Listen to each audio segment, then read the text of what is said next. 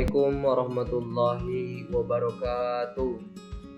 Salam sejahtera untuk kita semua. Salam, Om Swastiastu, Namo Buddhaya, salam kebajikan.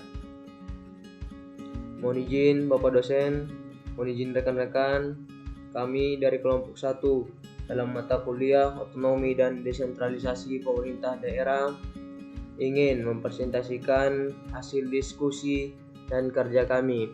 Sebelumnya, yang sama-sama kita hormati Bapak dosen, Bapak Silverius Teiseran, SSTP MAP.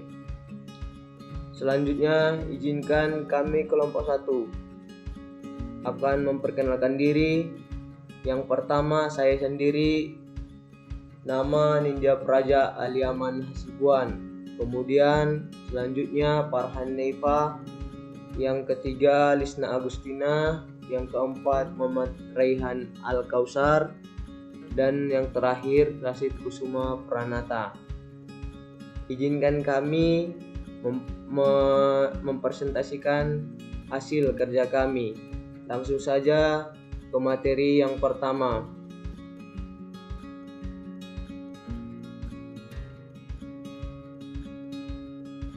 yaitu konsep politik.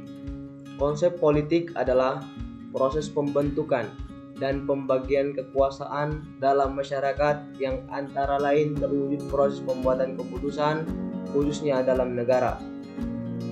Politik adalah seni dan ilmu untuk meraih kekuasaan secara konstitusional maupun non-konstitusional.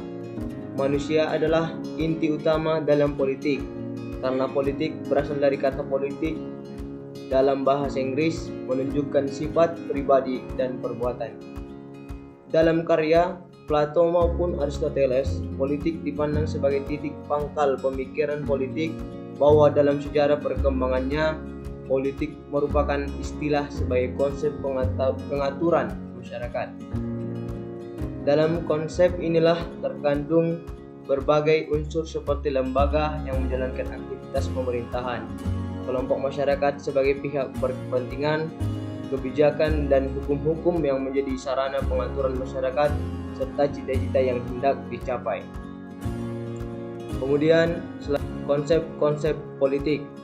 Yang pertama, konsep politik klasik menurut Aristoteles. Yang kedua, kelembagaan. Kelembagaan menurut Max Weber. Yang ketiga, kekuasaan. Kemudian selanjutnya, fungsionalisme. Yang kelima, konflik. Yang keenam, negara. Selanjutnya, yang ketujuh, pengambilan keputusan. Yang selanjutnya, kebijakan publik. Kemudian yang terakhir dalam konsep politik, yakni pembagian kekuasaan. Konsep desentralisasi yang diberlakukan di Indonesia telah memberikan implikasi yang sangat mendasar, terutama menyangkut kebijakan fiskal dan kebijakan administrasi negara. Perbedaan konsep desentralisasi ditentukan terutama berdasarkan tingkat kewenangan untuk perencanaan, memutuskan dan mengelola kewenangan yang ditransfer oleh pemerintah pusat dan besaran otonomi yang diterima untuk melaksanakan tugas-tugas tersebut. Secara konseptual, pengertian desentralisasi ini telah banyak didefinisikan oleh para ahli dari berbagai sudut pandang, terutama perspektif politik dan administrasi publik. Esensi dari konsep desentralisasi sesungguhnya berkaitan dengan upaya pemerintah untuk menyerahkan sebagian kewenangannya baik kepada pemerintahan yang ada di bawahnya maupun pihak lain, termasuk kepada pihak swasta. Salah satu definisi desentralisasi yang menjadi rujukan dalam perspektif administrasi publik adalah desentralisasi menurut Rondinelli dan Cema merupakan penyerahan perencanaan, pengambilan keputusan atau kewenangan administratif dari pemerintah pusat kepada organisasinya di lapangan. Kategori desentralisasi yang pertama desentralisasi politik, yang kedua desentralisasi administrasi, yang ketiga desentralisasi fiskal, dan yang keempat desentralisasi ekonomi dan pasar. 3. Kebijakan desentralisasi dalam konteks negara kesatuan. Prinsip persatuan Indonesia tidak boleh diidentikan dengan pengertian kelembagaan bentuk negara. kesatuan yang merupakan bangunan negara yang dibangun atas moto Bhinneka Tunggal Ika. Negara kita adalah negara kesatuan. Negara kesatuan merupakan landasan batas dari isi pengertian otonomi. Dikembangkanlah berbagai peraturan yang mengatur mekanisme yang menjelmakan keseimbangan antara tuntutan kesatuan dan tuntutan ekonomi. Berbagai perbedaan yang ada tidak dilihat sebagai aneka kekayaan dalam rangka kebinekaan, melainkan lebih dilihat sebagai potensi ancaman yang karenanya harus ditunjukkan di bawah persatuan dan kesatuan. Melalui sentralisasi kekuasaan dalam masyarakat yang sangat tinggi tingkat fragmentasi sosialnya, maka diperlukan sebuah pemerintahan nasional yang kuat. Selanjutnya, prinsip persatuan Indonesia tidak boleh diidentikan dengan pengertian kelembagaan bentuk negara kesatuan yang merupakan bangunan negara yang dibangun atas moto Bhinneka Tunggal Ika.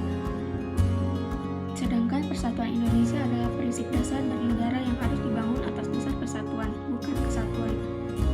Kesimpulannya, pengaturan tentang pembagian kekuasaan antara pemerintah pusat dengan pemerintah daerah di Indonesia telah ada sejak pertama kali bangsa ini diproklamirkan. Saya akan melanjutkan untuk mempresentasikan yang selanjutnya, yaitu tujuan desentralisasi.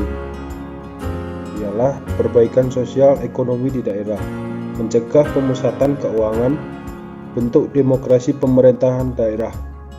Selanjutnya, tujuan otonomi daerah.